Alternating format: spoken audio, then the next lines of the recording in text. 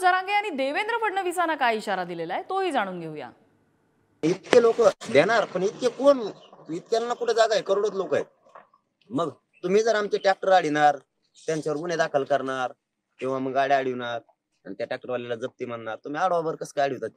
बघतो मी एक काही ट्रॅक्टरवाल्यांनी घाबरण्याचं कारण नाही, कारण ते आपल्या संरक्षणासाठी, दैनंदिन जीवनाचे गरजा भागवण्यासाठी, आपलं पोट भरण्याच्या साधनं त्याच्यात आहेत, अन्न धान्य सगळं, आणि तुम्ही ते ट्रॅक्टर अडवणार कसं काय? अडवता तुम्ही?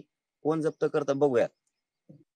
अडवलेच आणि असा काय प्रयोग केला तर देवेंद्र फडणवीस साहेब, गृहमंत्री साहेबांच्या दारातच सगळेजण जाऊन बसू, सगळेचे सगळे, नागपूरच्या बी त्यांच्या घरी आणि मुंबईच्या बी घरी देवेंद्र फडणवीस साहेबांच्या दारात बसायचं, उठायचंच नाही।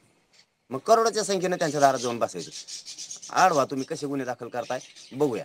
कोणाला काही घाबरण्याची गरज नाही, तयारीला लागा, मागं पुढं कोणी बघू नका। काय होत नाही, गुन्हे झाले तरी काय होत नाही, गुन्हे हो द्या जातीसाठी। इकडे मुंबईतल्या पायी मोर्चात 3 कोटी मराठा समाज सहभागी होईल असा दावा मनोज जरांगेंनी केलेला आहे आणि यावर बबनराव तायवाडे यांनी जरांगेंवर टीका केलेली आहे। मुंबईत घेऊन जाण्यासाठी राज्यात मराठ्यांची संख्या तरी 3 कोटी आहे का असा प्रश्न बबनराव तायवाडे यांनी जरांगेंना केलाय। आज तायवाडे यांच्या उपस्थितीत वडीगोद्री इथे ओबीसी समाजाच्या साखळी उपोषणाच्या 27व्या दिवशी ते मागे घेण्यात आलं आणि त्यानंतर ते बोलत होते।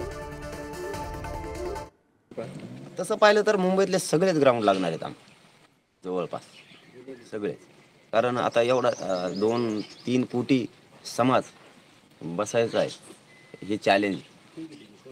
सरकारची जबाबदारी आम्हाला व्यवस्था करून द्यावी, नाही दिली तर आम्हाला तर बसावंच लागणार, आम्ही बसणार आहे। 3 कोटी मराठी आहेतच रे का? मी उलटा प्रश्न विचारतो, तुमची लोकसंख्या तरी 3 कोटी आहे का? एकूण लोकसंख्या किती आहे महाराष्ट्राची? 12 कोटी। काय 12 कोटी मध्ये हे लोक किती आहे? 12, 13, 14, 15% मॅक्झिमम।